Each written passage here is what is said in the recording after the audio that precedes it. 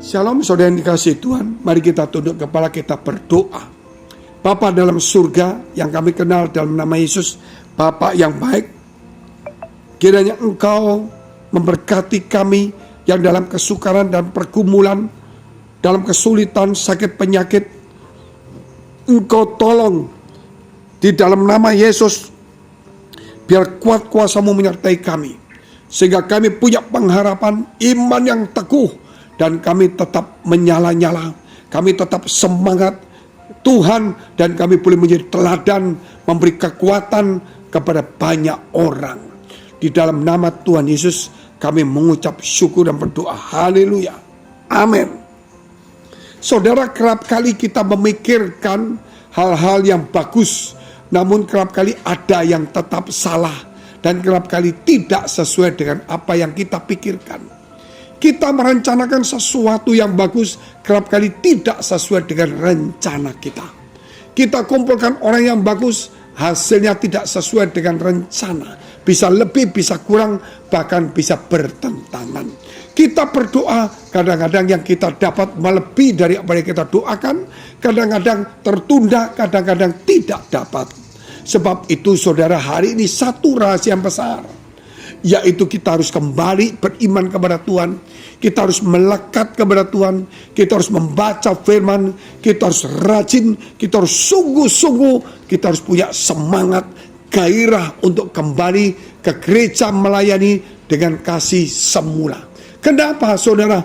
Karena kita tahu firman berkata, bagi Dialah Yesus Tuhan yang bisa melakukan jauh lebih banyak daripada apa yang kita pikirkan dan apa yang kita doakan. Kita berpikir Tuhan memberikan jauh lebih banyak daripada apa yang kita pikirkan. Kita merencanakan jauh lebih banyak, Tuhan memberikan rencana hasilnya lebih banyak daripada kita rencanakan. Kita berdoa, Tuhan menjawab lebih jauh dari banyak yang kita harapkan.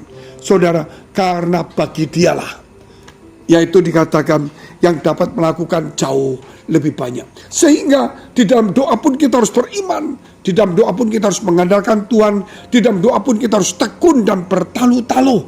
Di dalam doa pun saudara, kita harus belajar mengampuni orang lain supaya kita juga diampuni. Di dalam doa pun sekalipun kita berpuasa meninggalkan kejahatan, kita berbuat baik supaya jangan doa kita terhalang, sehingga dikatakan bukan tangan Tuhan kurang panjang menolong kita, bukan doa kita kurang tajam atau telinga Tuhan kurang tajam untuk mendengar doa kita, tapi membuat pemisah antara kita dengan Tuhan adalah dosa dan kejahatan kita. Maka dikatakan saudara, doa orang benar bila dengan yakin didoakan besar kuasanya. Artinya bukan cara berdoanya yang dibenarkan, tapi orangnya yang harus benar. Dikatakan juga saling mendoakan. Jangan cuma satu mendoakan, tapi saling mendoakan, saling mendukung, saling menguatkan, saling menghormati, saling mengasihi. Karena bagi Dialah, ketika kita berkenan kepada Tuhan, ketika kita menyisihkan ego kita, ketika mulai berdamai, saling mendoakan, ketika kita bukan memperbaiki cara doa kita, cara ibadah kita, namun kita memperbaiki saudara, yaitu hati kita lebih dekat kepada Tuhan, maka disitulah Tuhan melakukan jauh lebih banyak daripada apa yang kita lakukan. Saya bacakan satu firman Tuhan, Efesus pasal 3 ayat 20. Bagi Dialah yang dapat melakukan jauh lebih banyak daripada yang kita doakan atau pikirkan. Seperti yang ternyata dari kuasa yang bekerja di dalam diri kita. Kenapa? Karena ada kuasa dalam diri kita. Beberapa hari lalu atau sebelum ini kita belajar tentang kuasa yang bekerja kepada kita, yaitu kuasa ekosia. Diberi otoritas, kuasa otoritas, kuasa istimewa, hak istimewa.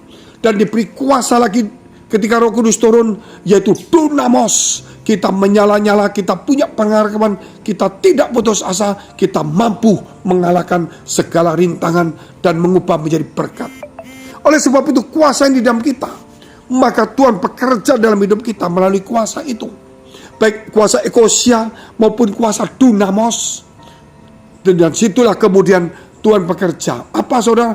Melakukan jauh lebih banyak daripada apa yang kita pikirkan dan apa yang kita doakan, yang kita rencanakan dan yang kita inginkan. Contohnya kalau kita melihat bagaimana Yosua ingin merobohkan tembok Yeriko karena Tuhan berjanji bahwa kamu harus masuk ke tanah Kanaan, kamu harus merebut, menguasai. Tetapi ketika melihat tembok yang tebal, dia berpikir sendirian bagaimana cara mengalahkannya. Merobohkan tembok gak bisa, naik ke tembok banyak. Rakyat kita senjata tidak sehebat itu. Namun Tuhan melakukan jauh lebih banyak daripada yang dipikirkan dan yang didoakan. Sehingga malaikat Tuhan datang kepada Yosua dan berkata kepada Yosua bahwa kelilinglah tembok itu, 1 hari 1 kali, hari kedua 1 kali, hari ke-6 1 kali, hari ke-7 7 kali, dan pada ke-7 kalinya, hari ke-7 berteriaklah, maka tembok itu runtuh. Dari sini kita tahu bahwa sebenarnya saudara, Tuhan telah melakukan lebih banyak daripada apa yang kita kerjakan. Tuhan melakukan lebih banyak daripada apa yang kita pikirkan. Tuhan lebih banyak saudara melakukan apa yang daripada kita rencanakan. Tuhan lebih banyak daripada apa yang kita doakan. Hari ini Tuhan mengasihi kita. Mari bersandar kepada Tuhan. Jangan mengandalkan diri sendiri. Jangan cuma doa setelah itu kita merasa hebat. Jangan kita beriman terus kita mengusir setan merasa hebat. Kita tetap melekat Tuhan.